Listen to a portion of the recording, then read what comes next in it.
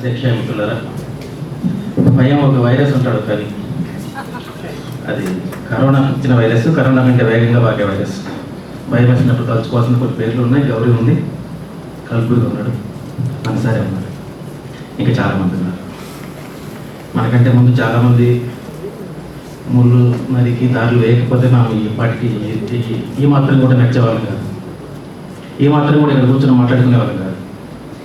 కాబట్టి మనకంటే ముందు నడిచిన వాళ్ళు మన కోసం మన ముందున్న ముళ్ళు నరికి ఆ ముళ్ళు పాటను పడి ముళ్ళు బారిన పడి గాయాలు పారి మనకు దారేపు వచ్చిన వాళ్ళు చాలామంది ఉంటారు. కాబట్టి వాళ్ళని గుర్తు చేసుకోవడం, వాళ్ళ నుంచి స్ఫూర్తి పొందడం అనేది ఈ భయాన్ని పాల్గొనడానికి మనం ఉపయోగపడుతుందేమో. అట్లాగే మన మీడియా గురించి ప్రస్తావించారు, యాంకర్ల గురించి. Opinion free news is sacred అని అందరికీ తెలిసిన ఒక పెద్ద పాత మాట ఉంది. కాబట్టి ఇవాళ ఫ్రీ మీడియా అనే పదం బాగా విచ్చలవిడిగా ప్రచారంలోకి వచ్చింది. దాంతోపాటు సోషల్ మీడియా దానికి ఫ్రీ, డెమోక్రటిక్ వగేరా వచ్చింది. ఏది ఫ్రీ ఉండదండి. అది ఫ్రీ మీడియా అంటే ఇవాళ what you want to listen, what you want to hear, నువ్వేవి కోరుకుంటున్నావో, వినాలని కోరుకుంటున్నావో అది మాత్రమే నీకు చేరవేసే మీడియాలు వచ్చేసింది. ఇంత ముందులాగా ఒక మీడియా అంటే సర్వం ఇచ్చేది కాదు. నువ్వు పలానా పార్టీ, పలానా భావజాలము, పలానా అయితే దానికి తగిలింది ఒక మీడియా, టైలర్డ్ మీడియా అంటే అట్లా. What you want to here దాన్ని మాత్రమే సర్వ్ చేసే media. What you want, not what you need. What you want is different from what you need. So what you want అనేది ఎక్కువ మంది ఏం చూడాలని కోరుకుంటారు, మనకు అందరికీ తెలుసు. జబర్దస్త్ చూడాలని కోరుకుంటారు కదా. సో వాట్ యూ వాంట్ చూడాలని కోరుకునే దాన్ని మాత్రమే ప్రచారం చేసే మీడియాలు అన్నీ కూడా మన చుట్టుపక్కల వచ్చేస్తే సరే దాని వెనక పెద్ద మార్కెట్ వగైరా మాయాజాలం ఉంటుంది. నేను అందులోకి పోదలుచుకోలేదు. సరే ప్రస్తుతం మన పుస్తకంలోకి వస్తాను నేరుగా. చీకటి బాగా చిక్కబడింది, దుర్భిణులు వేసి వెతికిన వెలుగురేఖ లేదు, అంతటా ఆవరించిన అబద్ధాల దుర్వాసన, ద్వేషంతో నిండిన అగట్టలు, గడ్డగట్టుకుపోయే చలి లాంటి భయం, అవతలి గట్టు కనిపించడం లేదు, ఎచ్చటికి పోతాయి రాత్రి. దీంతో స్టార్ట్ అవుతుంది రచయిత ముందు మాట ఈ పుస్తకం. ఇవాళ ఎటువంటి వాతావరణం ఉన్నామో దాన్ని రిఫ్లెక్ట్ చేసే వాక్యాలు ఇవి. ఇవాళ ఉన్న వాతావరణము మనందరికీ తెలిసిందే. దారి తెన్ను లేక ఒక చీకటి ఊహలో అన్నింటింగ్ ప్రయాణం లాగా అందరికీ అనిపిస్తూ at the end of the tunnel light ఎక్కడా అని వెతుక్కునే ఒక రకమైన వాతావరణంలో ఇవాళ మనం అందరం ఉన్నాం. అందులో భాగంగా విష్ఫుల్ థింకింగ్తో కలవరింతలు చేసేవాళ్ళు, గతకాలపు ఘనకీర్తన, గతంలో ఉద్యమాలు ఇట్లున్నాయి ఎట్లున్నాయి ఎంతమంది ఉన్నారు వగేరా వగేరా, గతకాలపు ఘనకీర్తనల్ని పలవరించే వాళ్ళు, ఇట్లా రకరకాల వాతావరణంలో ఇవాళ మనం ఉన్నాం. ముఖ్యంగా భారతదేశము షార్టేజ్ ఎకానమీ నుంచి, కొరత ఎకానమీ నుంచి మిగులు ఎకానమీకి, సర్ప్లస్ ఎకానమీకి మారిన దశలో ఎదిగిన ఒక మిడిల్ క్లాస్ ఉంది. ఆ మిడిల్ క్లాసు, ఆ యువత యాస్పిరేషన్స్, అదే దశలో స్టేట్కి ఎక్కువ భాగము సంపద చేకూరటం వల్ల డిస్ట్రిబ్యూట్ చేయగలిగిన ఎంతో కొంత, అది మీరు డ్రిప్ ఇరిగేషన్ అంటారా, ఇంకోటి అంటారా, ఏ పద్ధతులు పదాలు ఏదైనా వాడుకోవచ్చు, దాని ద్వారా కిందికి ఎంతో కొంత సప్లై చేయగలిగిన వెసులుబాటు స్టేట్కి వచ్చింది. ఆ తర్వాత అది అంతకు ముందున్న కొన్ని సోషల్ మార్కెట్స్ని బద్దలు కొట్టి, సోషల్ మార్కెట్స్ మెటీరియల్ మార్కెట్స్గా మారిపోయి క్యాపిటలిస్ట్ వ్యవస్థలో. అంతకుముందు నీ పుట్టుక మీద ఆధారపడి నీ గుర్తింపు ఉంటే క్యాపిటలిస్ట్ వ్యవస్థలో, ఇది క్యాపిటలిస్ట్ వ్యవస్థ నేను అనుకుంటున్నాను ఎప్పటి నుంచి, ఇప్పుడు వచ్చిరా చాలా కాలం నుంచి. కాబట్టి ఇక్కడ మెటీరియల్ మార్కెట్స్గా మారుతాయి. What you wear, what you drive, where you live, what you do, నీ గుర్తింపు. గ్రామాల్లో గుర్తింపు ఎవరి అబ్బాయి అన్నట్టుగానే పట్టణాల్లో లేదా ఈ ఆర్థిక వ్యవస్థ కొంచెం ఎక్కువగా విస్తరించి ఉన్న చోట మనకి నువ్వేం చేస్తావని గుర్తింపు. అట్లా ఈ మెటీరియల్ మార్కెట్స్గా మారిన తర్వాత అందులోంచి ఎదిగిన యువతరము ఇవన్నీ వాటి ఆశలు, యాస్పిరేషన్స్. ఇంతకు ముందు స్టేట్ పట్ల, గవర్నమెంట్ పట్ల, స్టేట్ అనేది పెద్ద మాట అనుకుంటే కొన్ని గవర్నమెంట్ పట్ల ఉండే ఒక శంక లేదా ఒక అసంతృప్తి, నిరంతరమైన అసంతృప్తి, ఒక కోపం, దాని స్థానంలో ఒక రకమైన పాజిటివ్ యాటిట్యూడ్ డెవలప్ చేయడానికి ఉపకరించిందేమో నాకు సందేహం. స్టేట్కు చేకూరిన సంపద అది కిందికి ఎంతో కొంత అందరి జోబుల్లోకి సప్లై చేయడానికి, ఆ పెరిగిన యువతరము, ఆ పాజిటివ్నెస్ గవర్నమెంట్ వైపు, స్టేట్ వైపు పెరిగిన ఒక రకమైన ఎన్విరాన్మెంట్ని అదే దశలో కేవలం పాజిటివ్నెస్ మాత్రమే కాకుండా దాన్ని బీ ప్రౌడ్ అనే వాళ్ళ చేతులకి వెళ్ళటం, ఈ ప్రౌడ్ అనే పదము పోలిక లేకుండా ప్రౌడ్ ఉండదు. ఫలానా జాతిని గర్వించు, ఫలానా మతమని గర్వించు, ఫలానా కులమని గర్వించు, భారతీయుడిని గర్వించు. ఈ గర్వించు అనే దగ్గర ఎందుకు గర్వం అనే పదం దగ్గర వచ్చినప్పుడు నీకు ఎక్కడో కంపేరిజన్ ఉంటుంది. ది అండ్ ఈ అర్గనైజేషన్ ఎప్పుడైతే వస్తుందో అది ఆ ప్రాబ్లం మనకి అది ఆ స్థాయిలోకి ఆ జనాన్ని తీసుకెళ్ళడము, ఆ పాజిటివ్ యాక్టివిటీ ఉన్న వాళ్ళు అదే దశలో అదే రకమైన ఆత్మసంతృప్తి, మాది గొప్పది, భారతదేశం చాలా గొప్పదండి, ఇంతకు మించిన గొప్ప దేశం లేదండి, అంతవరకు పేచి లేదు. అందరం కూడా ఎవరి దేశం వాళ్ళు గొప్పదనుకోవడం తప్పే ఉందండి, ఖచ్చితంగా అనుకుంటాం, అందరికీ దేశభక్తి ఉంటుంది, అంతవరకు ఇబ్బంది లేదు. కానీ నిరంతరం భారతదేశం గొప్పదనుకోవాలా, మమ్మల్ని అమెరికా పంపించండి వాళ్ళు మళ్ళీ అన్ని ప్రయత్నాలు చేస్తుండాలి. కోరిక అమెరికా ఉండాలా, ఇక్కడేమో భారతదేశం గొప్పదని చెప్తుండాలి. ఇటువంటి ఒక విచిత్రమైన సన్నివేశంలో ఉన్న ఒక ఏమాత్రం ఆచరణతో సంబంధం లేని ఊరికే ఒక లిప్పు ఒక రకంగా అటువంటి ఒక సన్నివేశాన్ని క్రియేట్ చేయగలిగింది ఈ కొత్త రకమైన ఆర్థిక వ్యవస్థ. ముఖ్యంగా నా ఉద్దేశంలో మన్మోహన్ సింగ్ హయాంలో ఏదైతే కింది తరగతుల నుంచి మధ్య తరగతిలోకి వెళ్ళిన 35 కోట్ల మంది ఉన్నారు, ఇది ఈ మధ్య తరగతి ఎదిగిన ఈ క్లాస్కి యువతరానికి ప్రైవేట్ ఇండస్ట్రీ మీదుగా ఎదిగిన యువతరానికి గతంలో రాజీవ్ హయాంలోనూ ఇందిరా హయాంలోనూ ఇంకా వెనక్కి వెళ్తే పబ్లిక్ ఇండస్ట్రీస్ మీదుగా మధ్యతరగతికి యువతరానికి హాస్టల్లో యువతరానికి ఇంకా చెప్పుకుంటే అది ఏమైనా ఒక ఎలిమెంట్ అవుతుంది ఏమో సందేహం ఉంది. రెండింటి మధ్యలో తేడా ఉంది, ఆ తేడా ఎందుకు వచ్చింది అనేది అధ్యయనం చేయాల్సింది. ఇది కూడా పనిచేసిందేమో అనిపిస్తుంది. అదొకటి ప్రధానంగా కనిపించే అంశం. ఇవి మీకు అన్ని చోట్ల కనిపిస్తాయి, కల్చర్లో రిఫ్లెక్ట్ అవుతాయి, అన్ని చోట్ల మీరు జాగ్రత్తగా అబ్జర్వ్ చేస్తే ఆకలి రాజ్యం సినిమా నుంచి, చష్మే బద్దూర్ నుంచి, జిందగీ నహీ మిలేగి దుబారా వరకు, దిల్ చాహతా వరకు మీరు కనుక మన కల్చరల్ ప్రయాణాన్ని ఒక సినిమాటిక్ సింబాలిజంగా తీసుకుంటే ఈ ట్రావెల్ ఎక్కడ ఉంది, ఎట్లా ఉన్నది, ఏమనుకుంటుంది యువతరము, ఆ యువతరం ఎట్లా రిఫ్లెక్ట్ అవుతున్నది, ఏ యువతరాన్ని ఎవరు రిఫ్లెక్ట్ చేస్తారు, కల్చర్లో కూడా ఏ యువతరము ఇవాళ ప్రధానంగా రిఫ్లెక్ట్ అవుతుంది మన కల్చరల్ ఫార్మ్స్లో. ఇది కూడా ఒకటి అబ్జర్వ్ చేయాల్సిన అంశం ఉన్నది. ఇటువంటి సన్నివేశంలో మనం ఉన్నాం. దాంతోపాటుగా నాగలి చక్రం తర్వాత శాటిలైట్ టెక్నాలజీ, ప్రధానంగా మొబైల్ అనివ్వండి, దృశ్య మాధ్యమం అవ్వండి, దాని ద్వారా వచ్చిన ఇతరత్ర ఇవాళ ఏ అనండి, అది దాని మీద ఆధిపత్యం ఎవరున్నది, ఎవరి చేతిలో ఉన్నది, అది విస్తరిస్తున్న తీరు, దాని ప్రభావం, దానికి సంబంధించి దాని మీద గుత్తాధిపత్యం చెలాయిస్తున్న వాళ్ళు దాని ద్వారా మనల్ని, మన అభిప్రాయాల్ని ఇంతకుముందు నిర్మితి చేయడం వల్ల ఆయన సమ్మతి అనే పదం వాడారు. సమ్మతిని దాటింది ఇవాళ, చామ్స్కీ మాట్లాడిన నేరేటివ్ని దాటి ఇవాళ మనం ఎట్లా ఆలోచించాలో, ఏం చేయాలో, ఏం తినాలో, ఎట్లా బట్టలు ధరించాలో చెప్పగలిగే స్థితికి ఇవాళ మొత్తం మనకు తెలియకుండానే మనల్ని కంట్రోల్ చేసే మెకానిజం మనకు ఆవరించి ఉండడం అనేది కూడా మనకి ఇవాళ కనిపిస్తుంది. ఇట్లాంటి సన్నివేశంలో ముఖ్యంగా ఇంకొక ప్రధానమైన సన్నివేశం ఉన్నది. ఈ ఆర్థిక రంగంలోనేమో ప్రధానంగా డెవలప్మెంట్ నమూనా క్యాపిటలిస్ట్ తీవ్రమైన, మీరు దానికి రకరకాల పేర్లు పెట్టుకోండి, క్రోనీ క్యాపిటలిజం అంటే వగైరా వగైరా, ఏదైనా కానివ్వండి. ఆర్థిక రంగంలోనేమో విపరీతమైన ఎల్కేజీ విధానాలు, సాంఘిక రంగంలో, సామాజిక రంగంలో మాత్రం సంప్రదాయ వేదిక విధానాలు. ఇది ఇవాళ ప్రపోజ్ చేస్తున్న ఒక మోడల్. ఇది అనివార్యంగా ఒక ఘర్షణ క్రియేట్ చేస్తుంది. అది తీవ్రమైన ఘర్షణ, అది ఘోరమైన ఘర్షణ, తీవ్రమైన ఘర్షణ, అది ఇన్బిల్ట్ ఘర్షణ. ఎందుకంటే క్యాపిటలిస్టు విధానానికి, ఆ డెవలప్మెంట్కి ఆర్థికపరమైన నమూనా ఏదైతే ఉన్నదో ఆ నమూనాకి సంబంధించి, ఆ నమూనాలో భాగంగా అది కింది లేయర్లని, అప్పుడు దాకా పుట్టుక వల్ల ఈ ప్రొడక్షన్కి రాని లేయర్లని, కింది కులాలని, కింది స్త్రీలని, వీళ్ళందరినీ కూడా ప్రొడక్షన్లోకి తెస్తుంది, వీధుల్లోకి తెస్తుంది, పబ్లిక్ లైఫ్లోకి తెస్తుంది. పబ్లిక్ లైఫ్లోకి, పబ్లిక్ ఎక్స్పోజర్లోకి తేవడం వల్ల వాళ్ళందరూ ఏదో కొంత మేరకు వాళ్ళకు నువ్వు హక్కులు ఇవ్వాల్సిన వాళ్ళు హక్కులు డిమాండ్ చేస్తారు, డిమాండ్ చేసే పరిస్థితులు ఖచ్చితంగా ఉంటారు. అటువంటి స్థితిలో వాళ్ళందరినీ అనగదొక్కడానికి మరి సామాజిక రంగంలో ఏం చేస్తున్నావు, సామాజిక రంగంలోనేమో వాళ్ళందరూ అంచి ఉండాల్సిన స్త్రీలు అణిగి ఉండాలి, దళితులు అణిగి ఉండాలి, పాతకాలపు సంప్రదాయపరమైన ఏవైతే ఉన్నాయో విధానాలు, సాంప్రదాయపరమైన వాల్యూ చట్టం ఏదైతే ఉందో దాన్ని ఇక్కడ ప్రపోజ్ చేస్తున్నావు. ఇది ఒక ఇన్బిల్ట్ వైరుధ్యం.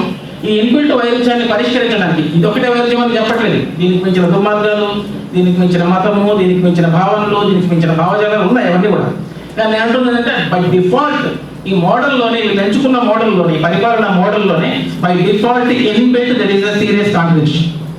ఆ కాంట్రడిక్షన్ పరిష్కారానికి ఏం చేస్తున్నామంటే ఫ్రింజ్ గ్రూప్స్ హింస ద్వారా ఇట్లా కొత్తగా చైతన్యం లేకొచ్చిన మహిళల్ని, కొత్తగా హక్కులు చైతన్యము వాటిని తెలుసుకుంటున్న విద్య లేకొచ్చిన మహిళల్ని, దళితుల్ని, మైనారిటీల్ని, ఇతర పేద వర్గాల్ని, వీళ్ళందరినీ కూడా ఎవరైతే హక్కుల గురించి మాట్లాడగలుగుతున్నారో, బయటకి ఎక్స్పోజర్ వచ్చిందో వాళ్ళందరినీ అణచివేయడానికి ఫ్రింజ్ గ్రూప్స్ మీద ఆధారపడడం, ఆ ఫ్రింజ్ గ్రూప్ హింసకి పాల్పడడం అనేది అది ఒక నెరేటివ్ ఉన్నది. దానికి మించిన విషయాలు చాలా ఉన్నాయి. నేను వాటి జోలికి పోవట్లేదు, కానీ ఇన్బిల్ట్గానే ఒకటి ఉన్నది చెప్పడం నా ఉద్దేశం. ఇటువంటి సందర్భము, ఈ వర్తమాన సందర్భం తీవ్రత అంతా కూడా, ఈ సందర్భంలో ఉన్న సంక్లిష్టతలన్నీ కూడా చర్చించే ప్రయత్నం చేశారు మా గురువు గారు కె. శ్రీనివాస్ గారు.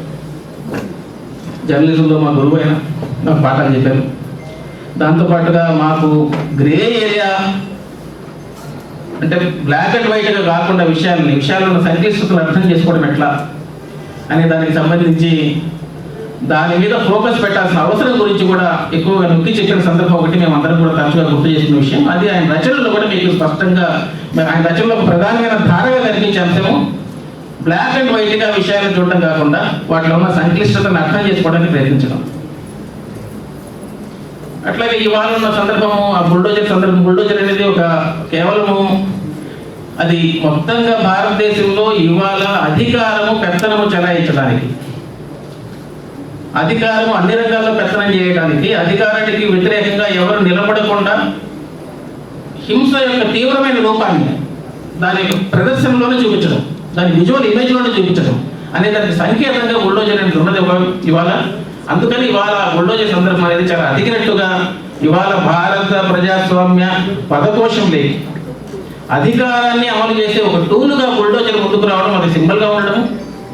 ఒక ముఖ్యమంత్రిని ఆ రాష్ట్ర ప్రజలు ప్రేమగా అనే పదవిని ఇక్కడ స్ట్రెస్ చేస్తున్నాం, ప్రేమగా బుల్డోజర్ బాబా అని పిలుచుకోవడం. నేను యూపీలో తిరుగున్నాను ఎలక్షన్ టైంలో, అక్కడ చాలా మంది నోట నేను విన్నది బుల్డోజర్ బాబా అనే పదం, చాలా ప్రేమగా పిలుచుకుంటున్న పదం. సో ఈ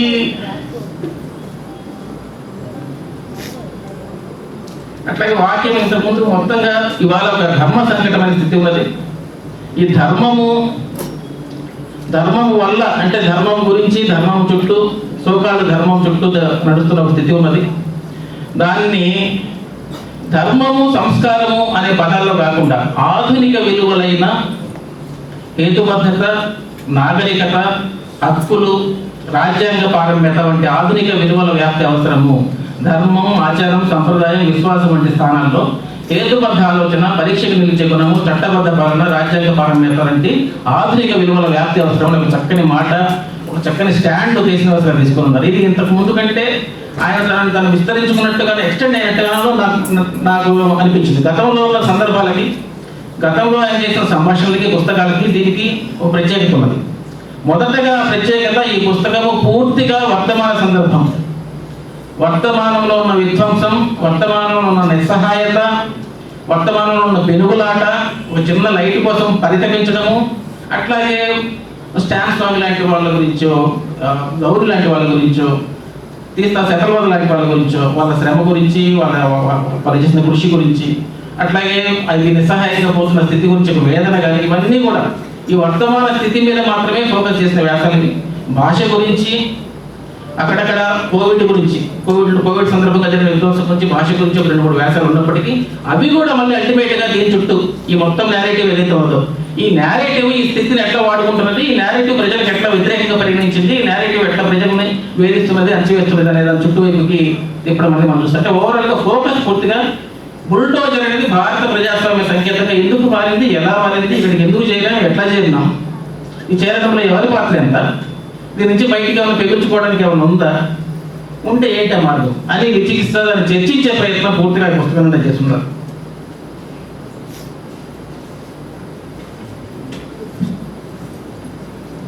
అట్లాగే ఎంచుకున్న పద్ధతి ప్రధానమైనది, ఇది అవసరమైనది నేను అనుకుంటాను. ముఖ్యంగా పురోగమి భావజాలం ఉన్నవాళ్ళు, అనుకునే వాళ్ళు, ఉన్నవాళ్ళు ఏదన్నా కానివ్వండి, దాదాపుగా 2 రకాల ఆచరణ రూపాలు చేస్తూ ఉంటారు. సోషల్ మీడియాలో కావచ్చు, బయట కావచ్చు. సోషల్ మీడియా వచ్చిన తర్వాత కొంచెం థ్రెడ్మిల్ వాక్ ఎక్కువ అయిపోయింది. రన్నింగ్ చేస్తూ ఉంటాం, దాని మీద చేస్తూనే ఉంటాం, కాంట్ మూవ్. అదేమైనప్పటికీ సరే, దాన్ని కూడా దాంతో ఉన్న పాజిటివ్ భాషలు లేవని నేను అనట్లేదు, చిన్న సంకేతం మాత్రమే వాడాను. సో 2 రకాలు ఉంటారు. ఒకటి మన ప్రకటనకి, ఒక నిర్దిష్ట స్థితి మీదనో, ఘటన మీదనో, పరిణామం మీదనో మన భావ ప్రకటన ఒకటి చేయడం, మనం ప్రొటెస్ట్ చేయడం.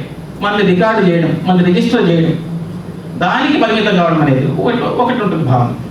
అది ఎంత రాడికల్గానైనా వ్యక్తీకరించవచ్చు, సోషల్ మీడియాలో వ్యక్తీకరించవచ్చు, బయట వ్యక్తీకరించవచ్చు. అది ఒక పద్ధతి, ఒక దాని మీద నీ స్పందన తెలియజేయడం. రెండో పద్ధతి స్పందన తెలియజేయడము, రిజిస్టర్ చేయడము, నేను ఇది ఈ విషయం మీద నా అభిప్రాయం ఇది అని తెలియజేయడం కాకుండా నీ అభిప్రాయం చుట్టూ 10 మంది ఆలోచించేట్టు చేయడం, నీ అభిప్రాయం చుట్టూ 10 మందిని కూడగట్టేట్టు చేయడం. రెండవది కొంచెం కష్టమైన పని. ఈ రెండవ పని, కష్టమైన పని చాలా కాలం నుంచి చేస్తున్నారు కె. శ్రీనివాస్ గారు. ఈ పుస్తకం వెంట కూడా మనకు ఆ శ్రమ కనిపిస్తుంది.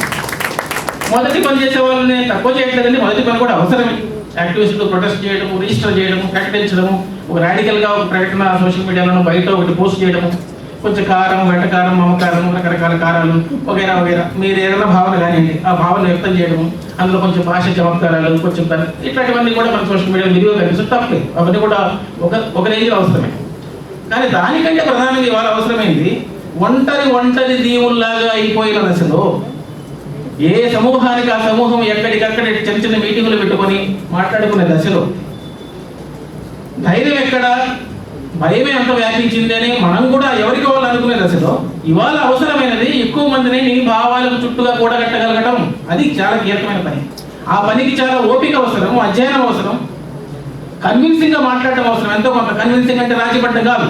చాలా సందర్భాల్లో మన మిత్రులు వచ్చే గొడవ ఎక్కడంటే కన్విన్సింగ్, లాజికల్గా మాట్లాడడం, హేతుబద్ధంగా మాట్లాడడం, రేషనల్గా మాట్లాడడం, ఎంతో కొంత నీ భావాలతో పూర్తిగా ఏకీభవించిన వాళ్ళని కూడా చేరడం అనగానే అయితే రాజీ పడతారా, అయితే సర్దుబాటు చేసుకుంటారని మాట్లాడతారు.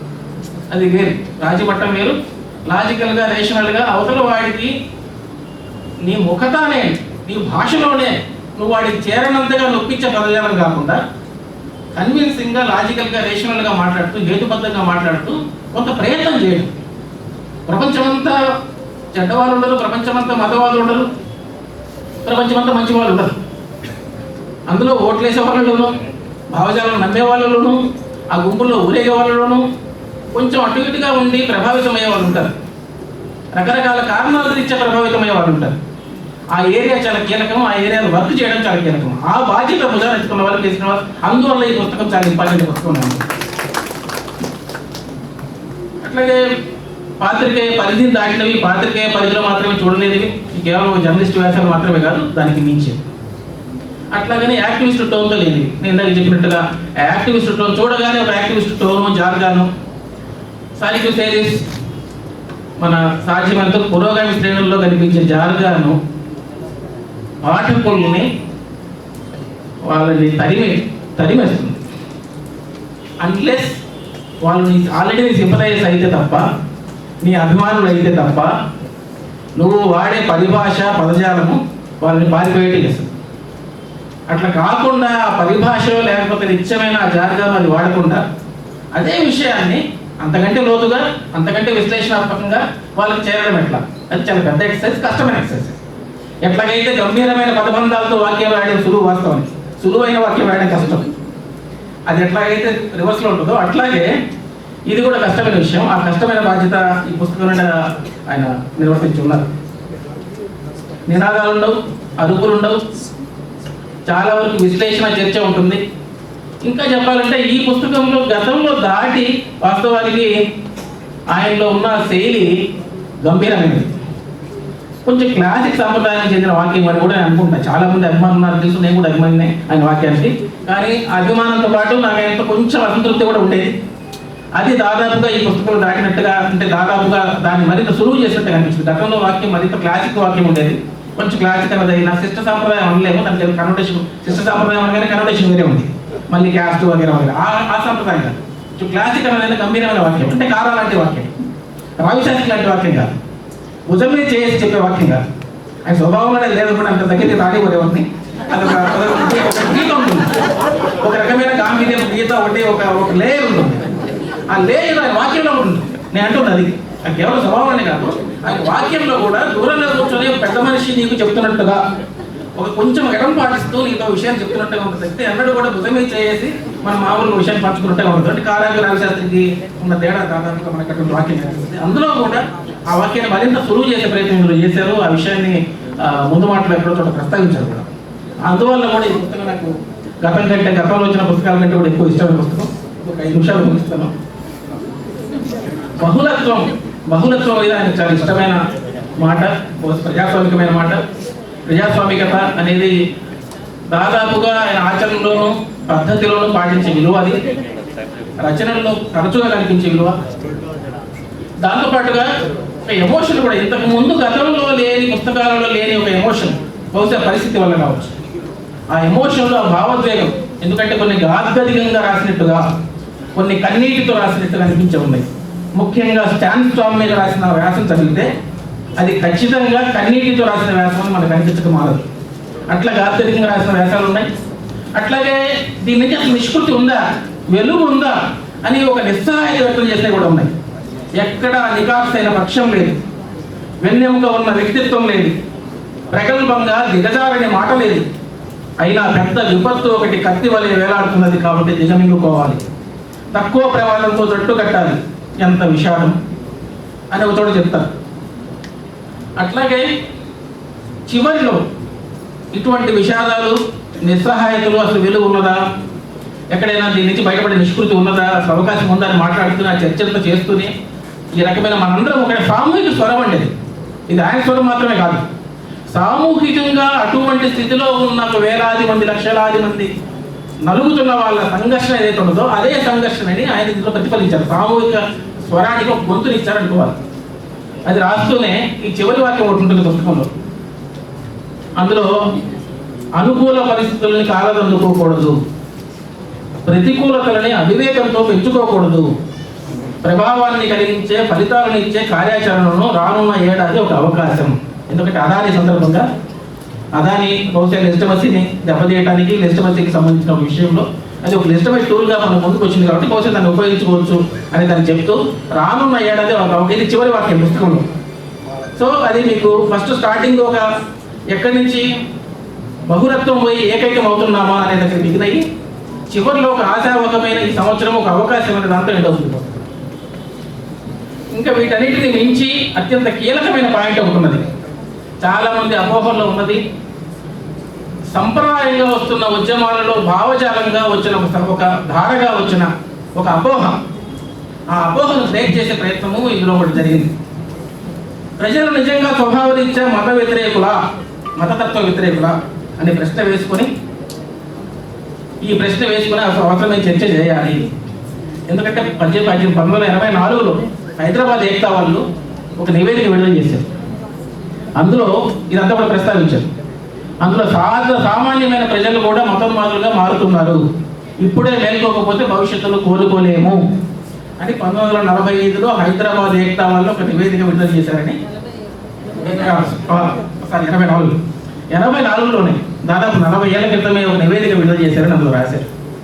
ఇది చాలా కీలకమైన ప్రశ్న. నేను ఎందుకంటున్నానంటే, సాధారణంగా ప్రోగ్రెసివ్ క్యాంప్స్లో ఒక అభిప్రాయం ఉంది, ప్రజలు మంచివాళ్ళండి, కేవలం పాలకులేదు, ప్రజలు మంచివాళ్ళు, ఈ ప్రజలు మంచివాళ్ళు, ప్రజలు దేవుళ్ళు అనే పదము ఎక్కడ దాకా వెళ్ళిపోయింది. ప్రజలంటే మళ్ళీ ఎవరు అనే దగ్గరికి వచ్చినప్పుడు దళితులు మంచివాళ్ళు, ఆదివాసీలు మంచివాళ్ళు, ఆదివాసీలు మంచివాళ్ళు ఉన్నప్పుడు వాళ్ళు సార్వజనుడు కూడా గుర్తుండే ఉంటుంది.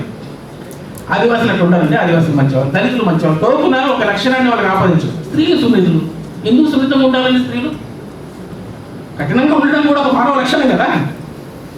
వాళ్ళ నుంచి ఒక లక్షణాన్ని ఎందుకు తీసేసుకుంటాం, ఎందుకు వాళ్ళకి సున్నితం చేస్తున్నాం? మైనారిటీలు మంచివాళ్ళు, ఈ అనవసరమైన ప్యాటర్నైజేషన్, ఈ అంటే నువ్వు ఎవరి తరపునైనా నిలబడటానికి వాళ్ళు మంచివాళ్ళు కావడం షరతు కాదు, వాళ్ళు మంచివాళ్ళు కానక్కర్లేదు. నువ్వు నిలబడటం వాళ్ళు ఆర్థికంగా శ్రమదోపిడీ గురవుతున్నారు కాబట్టి పేదల తరపు నిలబడతాం, కులం వివక్ష గురవుతున్నారు, అణచివేతలకు గురవుతున్నారు కాబట్టి మంచి వాళ్ళైనా చెడ్డ వాళ్ళైనా నిలబడతాం. దళితుల తరపున లింగ వివక్షకు ఇంత బయట గురవుతున్నారు కాబట్టి స్త్రీలకు నిలబడతాం, మంచి వాళ్ళు కానక్కర్లేదు. ఈ మంచి వాళ్ళు కావటం అనేది అది ఎంత దాకా పోయిందంటే మన సాహిత్యంలోనూ వాటిలోనూ అది మనకి ఇంటర్నలైజ్ అయిపోయి మన వాస్తవాన్ని గుర్తించలేని స్థితికి చేరుకొని, అది దాదాపుగా అది మనం ప్రమాదాలను గుర్తించలేని స్థితికి చేరుకుంటుంది. ఇది కొంచెం డీపర్గా వెళ్తే కనుక అందులో ఈ యొక్క భావన ఏదైతే ఉందో, ఈ అపోహ, ఈ ప్రచారం ఏదైతే ఉందో, మనుషులు మామూలు సామాన్యులు మంచి వాళ్ళండి అంటే ఎవరు చెడ్డవాళ్ళు? దళితులు మంచి వాళ్ళు, స్త్రీలు మంచి వాళ్ళు, ఆదివాసీలు మంచి వాళ్ళు, మైనారిటీలు మంచి వాళ్ళు, పేదలు మంచి వాళ్ళు. ఇంకెవరు మిగులుతారు? 3% మిగులుతారు కుబేరులు. అంటే ఆ 3% చెడ్డవాళ్ళు, ఇంకా 97% మంచి వాళ్ళే. మరి సమాజం అంతా ఇట్లా ఎందుకు ఉంది? సో ఈ అపోహని కూడా చర్చించాల్సిన అవసరం ఉంది అనే దాన్ని చాలా సీరియస్గా చర్చకు పెట్టారు. అది అవసరమైన చర్చ అని అనుకుంటాను. ఎందుకంటే పాత ఉద్యమ పరిభాష అప్పటి కాలానికి సంబంధించినది. అది విషయాల్లో బ్లాక్ అండ్ వైట్లో చూస్తుంది. ఎందుకంటే అది ఫ్యూడల్ సమాజాన్ని ఎదుర్కోవడానికి నిర్మించిన ఉద్యమాలు. ఒక ధోరణో అంటే ఆకారంలోనే కనిపించే ఒక విలన్ని స్పష్టంగా కనిపించే ఒక విలన్ని ఎదుర్కోవడానికి కొంతమంది ప్రజలను సమీకరించడం అనేది బ్లాక్ అండ్ వైట్ రూపం. ఈ బ్లాక్ అండ్ వైట్ రూపంలో ప్రజలను సమీకరించడానికి ప్రజలు మంచి వాళ్ళు అంటే నేరేటివ్స్, దానికి సంబంధించినటువంటి స్ట్రాటజీలు, వ్యూహాలు, ఎత్తుగడలు ఇదంతా కూడా మనం బిల్డ్ చేసుకున్న మొత్తం నేరేటివ్ పరిభాష అంతా కూడా పాత వ్యవస్థకు చెందినది. వ్యవస్థ మారిన వ్యవస్థకు తగ్గట్టుగా మన పరిభాష, దానికి సంబంధించిన స్ట్రాటజీలు, ఎత్తుగడలు మార్చుకోవాలి. ఈ బ్లాక్ అండ్ వైట్ సరిపోదు. కాబట్టి బ్లాక్ అండ్ వైట్లో ఆలోచించడము అనేది దాని నుంచి మారి కొంచెం లోపల సంక్లిష్టతలు ఉంటాయి. గ్రే ఏరియా ఉంటుంది. గ్రే ఏరియా కూడా చాలా ఆపరేట్ అవుతుంటాయి, చాలా సంక్లిష్టంగా ఆపరేట్ అవుతుంటాయి. పాతకాలంలో లాగా విలన్ అనగానే ఇట్లా పొద్దున కాళ్ళు పెట్టుకొని కాళ్ళు ఇట్లా ఫ్యాక్ట్ పడిచి అట్లా ఉండరు. మనలోనే విలన్ ఉంటారు, మనలోనే హీరో ఉంటారు అనేది కూడా తెలుసుకోవడం అవసరం. దానికి సంబంధించి ఒక చిన్న ఎగ్జాంపుల్ చెప్తాను. 2 అగ్ర కులాల పార్టీగా ముద్రపడిన పార్టీ ఎప్పుడైతే బీసీల పార్టీగా రూపాంతరం చెందిందో దాని స్వభావము, దాని కథ ఏ స్టేట్లో ఏ వ్యూహాలు అవలంబిస్తూ మీరు అక్కడ తిరిగి అర్థము.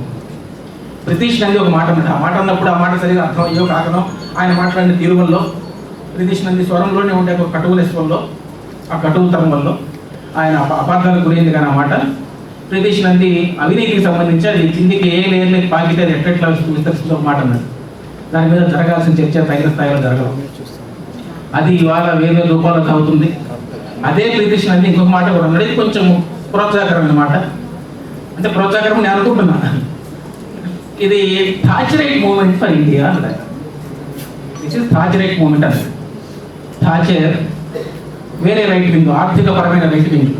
అక్కడ బ్రిటన్లో అప్పటికి వెల్ఫేర్ మెకానిజము, లేబరు భావజాలము, యూరోప్ అనగానే కొంచెం వెల్ఫేర్ సోషలిజము, దానికి సంబంధించిన లేబర్ భావజాలం అది విస్తరించిన దశలో ఆ దశలో మొత్తం ఆ భావజాలాన్ని మార్చి పూర్తి రైట్ వింగ్ భావజాలాన్ని బ్రిటన్లోను యూరోప్లోను ఎస్టాబ్లిష్ చేసిన ఒక నాయకురాలిగా థాచర్ 15 years పరిపాలించారు. ఆశీష్ నంది ఇండియాకి థాచరైట్ మూవ్మెంట్ అనేది వేరే రూపంలో థాచరైట్, సోషల్ రంగంలో ఫార్ రైట్ మూవ్మెంట్ అది. కాబట్టి ఇది థాచరైట్ మూవ్మెంట్ అనేది ఆయన ఒక మాట అన్నారు. అట్లాగే భాషకు సంబంధించి చివరిగా ఒక మాట, ఒక చిన్న ప్రస్తావన ఉంది. అది ఎందుకు ఎవరు ఆ కార్డు దాన్ని ముందుకు తీసుకెళ్ళలేదు నాకు అర్థం కాదు. భాషకు సంబంధించి ఇవాళ హిందీకి ఉన్న ఒక సుప్రీమసీ, హిందీ జాతీయవాదము, ఇవాళ మనం అనుకుంటున్న మతతత్వం వగైరా ఇవన్నీ కలగలిసిపోయి చాలాసార్లు విడిపోతూ కలుస్తూ అట్లా సంక్లిష్టంగా ఉండే ఒక సన్నివేశం అండి. అందుకని హిందీ గురించి కూడా, భాష గురించి కూడా పట్టించుకోవాల్సిన అవసరం ఉన్నది. భాష విషయంలో ఇవాళ ఆధిపత్యాన్ని డెమోక్రటైజ్ చేయాల్సిన అవసరం, క్వశ్చన్ చేయాల్సిన అవసరం ఉన్నది. చేసిన అవసరం ప్రస్తావించున్నారు. అందులో మన హిందీ దేవాస్మి చక్రవర్తి అప్పుడు లేవనెత్తిన అంశం కేటీఆర్ దానికి స్పందించున్నారు. అట్లాగే ఎయిర్పోర్ట్లు మనకు విమానం ఎక్కితే ఆ కిటికీ పక్కన మీకు హిందీ రాని వేరే భాష ఎవరున్నా సరే ఇబ్బంది అని చెప్పేసి వాళ్ళు మాట్లాడడం, దానికి సంబంధించిన సంక్లిష్టతలు ఉన్నాయి. ఎందుకు నీకు హిందీ వాళ్ళని మాత్రం ఎందుకు పెట్టుకోవాలి? వైనాట్ నువ్వు సౌత్ ఇండియా ఫ్లైట్ నడుపుతున్నావు, ఇక్కడికి నడుపుతున్నావు, హైదరాబాద్కి, చెన్నైకి నడుపుతున్నావు, బెంగళూరుకి నడుపుతున్నావు, పెట్టుకోండి లోకల్ వాళ్ళని. అట్లాగే ఎగ్జామ్స్ రాసేటప్పుడు వాళ్ళకి మాతృభాషలో రాసే వెసులుబాటు ఉంటుంది. మాతృభాషలో రాసేటప్పుడు నువ్వు చదివే స్పీడ్ ఎక్కువ, నువ్వు రెస్పాండ్ అయ్యే స్పీడ్ ఎక్కువ, ఆన్సర్ రాసే స్పీడ్ ఎక్కువ. కాబట్టి వాళ్ళకి నువ్వు అదనంగా అన్ని అడ్వాంటేజ్ ఇస్తున్నావు నార్త్ ఇండియన్స్లో. మా సౌత్ ఇండియన్స్కి ఎందుకు ఈ ప్రశ్నలు ఎందుకు రాలేదో, ఈ ప్రశ్నలు ఎందుకు ఇంకా ఇప్పటికీ ఎవరెత్తలేదో నాకు అర్థం కాదు. వాస్తవానికి త్యాగరాజును ఒక దశలో లెక్కలతో సహా ట్యాక్స్ విషయం కానీ, భాష విషయం కానీ, మనకు తమిళనాడు ఆర్థిక మంత్రి మొన్నటిదాకా ఆర్థిక మంత్రి కొన్ని త్యాగరాజును ఒక దశలో లేవనెత్తున్నారు, కేటీఆర్ స్పందించున్నారు. ఒక దశలో కమల్ హాసన్ కూడా ఈ కార్డు ప్రస్తావించున్నారండి, ద్రవిడ ఎలిమెంటు దానికి సంబంధించిన. ఆ తర్వాత మళ్ళీ ఎందుకో వాయిస్ తగ్గింది. ఇది కూడా పట్టించుకోవాల్సిన అంశం హిందీని కూడా అనేది నా ఉద్దేశం. ఎందుకంటే హిందీ దాంతో మొత్తం వాతావరణం భావజాలంలో హిందీ కలగలిసిపోయినది, దాన్ని పట్టించుకోవాల్సినది. చివరిగా ఒకే ఒక మాట చెప్పి ముగిస్తాను. అవును, నిజమే, ఇవాళ కన్నెలు చాలా పొడవుగా ఉన్నది, ఎక్కడ ఎండింగ్ ఉందో మనకు తెలియదు, వాతావరణం అట్లా ఉన్నది. కానీ ఒక పెద్ద దేశంలో పెద్ద విప్లవాన్ని విజయవంతం చేసిన ఆయన ఒక మాట ఉన్నది. కొన్ని దశాబ్దాల పాటు, శతాబ్దాల పాటు, సుదీర్ఘకాలం పాటు అసలు ఏమి జరగకపోవచ్చు, కానీ కొన్ని వారాల్లోనే అంతా తిరిగి మారవచ్చు. ఆయన పేరు థ్యాంక్ యూ.